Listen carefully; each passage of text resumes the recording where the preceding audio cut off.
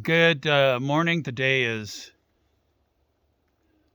Wednesday, December 24th. I'm over at my site and show you what we did yesterday. I started to do a video of this and it cut off halfway through. I must have hit the button or something. Oops.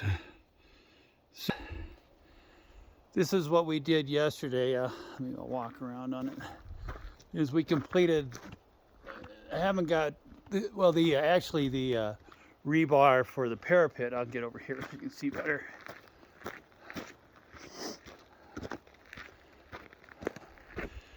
Rebar for the parapet is complete, and it is only supposed to go to the ends of the support wall, so we'll be trimming some of those off. And then we're putting, last thing we did is we started doing the collars, and you'll see when it focuses. Someday it might focus, and maybe not. But the those verticals there, the number 4 verticals, we got those all installed, and on both sides. Yeah, there we go. So you can see there the number 4 verticals, they go and they're just running wild, meaning they're just hanging out at the top, and then we'll complete some number 4s going across and to match up on the other side where those verticals are also running wild or just hanging free. So we got 90% of it done. I'll show you down below.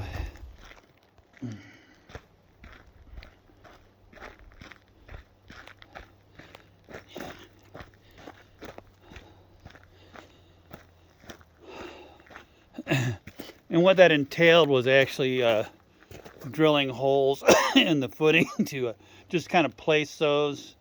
And there, the one on the outside is one that I did just to mount that first vertical run that goes around the base of the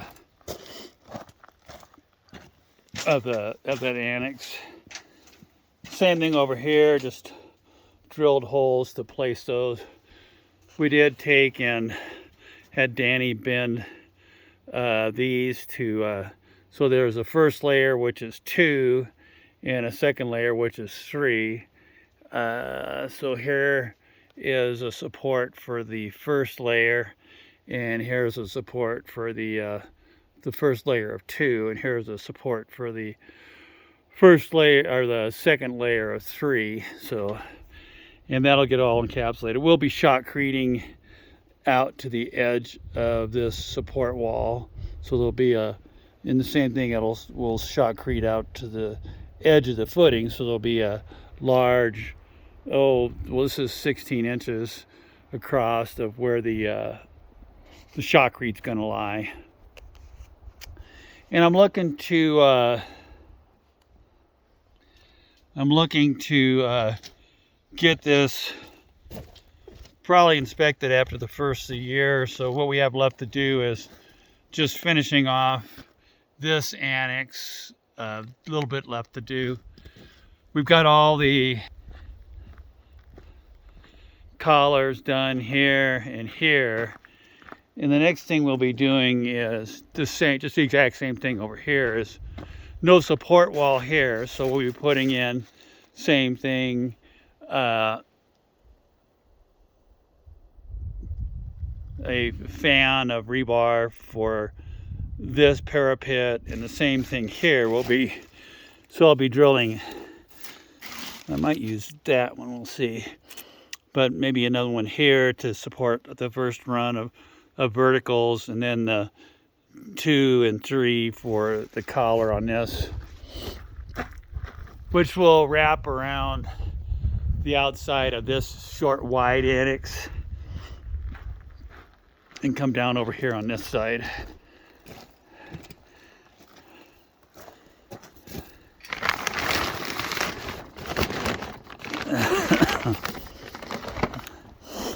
So I'll come down and it'll come down. Same thing here. This will mirror the other side over there. that'll complete this annex, and the last thing we have to do is I have to finish off doing my cupola rebar, and then there's a collar that goes around the base of the cupola, which will be a quick one to do. And the last thing after that will be some penetrations. One for my plumbing vent. So this area in here is going to be, well, this will be the master bathroom, and this will be a guest bath.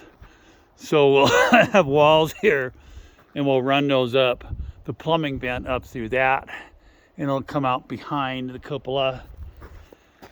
And then I went ahead and moved my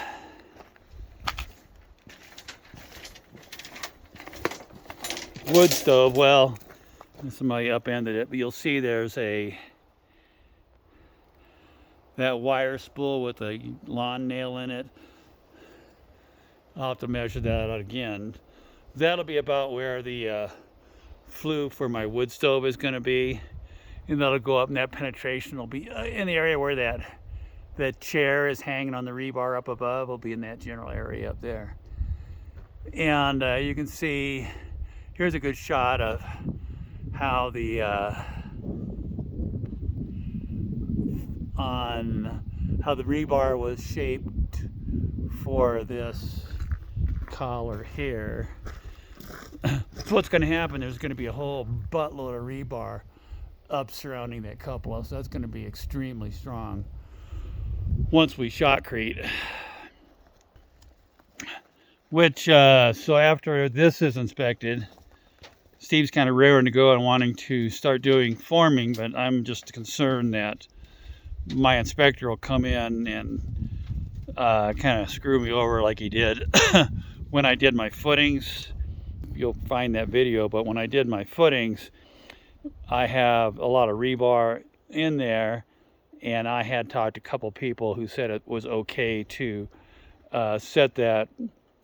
They were U supports, so they were number 3 U supports, and then I had a run of number 4s on either bottom corner and then on the tops. And then I had those sitting on pavers, concrete pavers, with rebar underneath to give me a space so you could be encapsulated. But the inspector didn't like that, so he made me take them all out. It's like, fine, whatever, you're the inspector. I'm not going to argue with the inspector. I learned better than that. But I'm just afraid that once we start doing foam forming on the area here, then something else, who maybe the guy will get a wild hair up his ass and decide that he doesn't like something and want me to pull all that foam forms out. And it's like, well, so like I say, I'm just hesitant to do any forming at all until we get this inspected.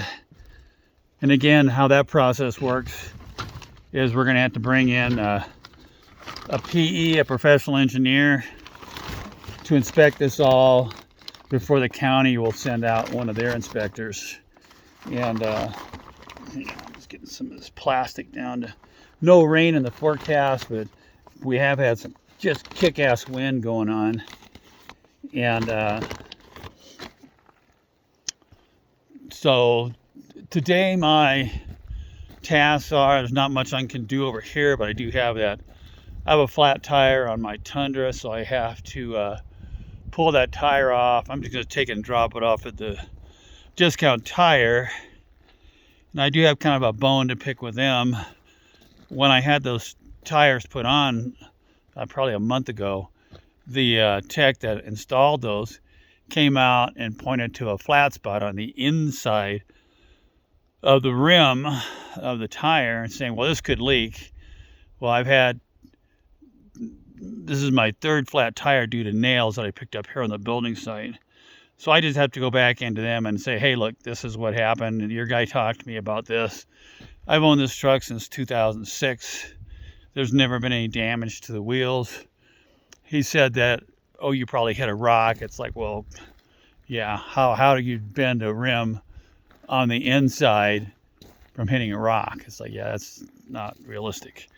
So I'm assuming they probably bent it when they were using the machine to strip the old tire off. So that's something I have to talk to them about, and either have them fix that or replace that wheel. And that's pretty much what I've got going today. Like I said, go change that tire. I do have also, when I was running my air compressor to air up the flat that I discovered when I was over here, something happened on my air compressor. I think I threw a belt off of it, so I have to tear that all apart and you repair that, replace it, find out what the problem is and fix it, because I have to have an air compressor here for this site. And that's all I know. Oh yeah, Merry Christmas, guys. Have a great holiday, and jam yourself full of that turkey and take a tryptophan nap. And we're having duck. I'm going to some friend's house tomorrow for Christmas, and duck's on the menu. But then I'll probably pop over here in the afternoon and probably work on that air compressor and see if I can't figure out what's going on with it. And have a good one, guys. Enjoy your holiday, and I will probably talk to you over the weekend. Okay, bye.